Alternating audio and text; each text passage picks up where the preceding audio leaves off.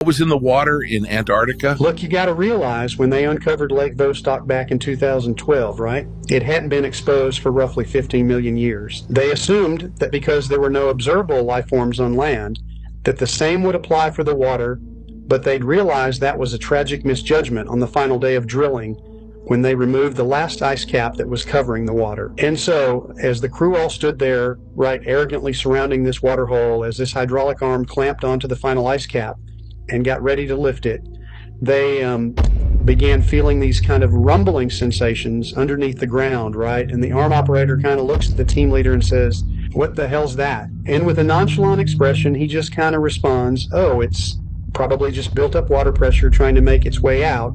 Go ahead and let it." The operator goes ahead and begins lifting the ice cap, and the crew all just watch intensely, anticipating being the first modern people to gaze into these prehistoric waters.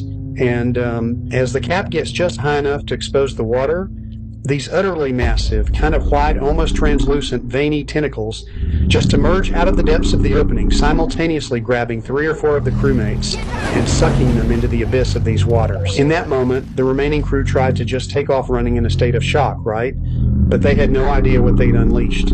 While running, one of the crewmates says to the team leader, "John, can that thing get on land?" And as he says to him, "Buddy, cephalopods around heavily contrasted terrain can get on land. You think that thing would feel the difference between water and ice?" The ground literally just shakes as this thing braces its tentacles around the rim of the opening and emerges, letting out a screech full of 15 million years of suppression. John dives into this vehicle with one other crewmate, and as he revs it up, he looks in the rear view, waiting for the last 2 men to make it, while this massive 40-foot tall white-toned kraken just glides across the ice like it was on skates, reaching out a tentacle at a time and sweeping each of those men off their feet.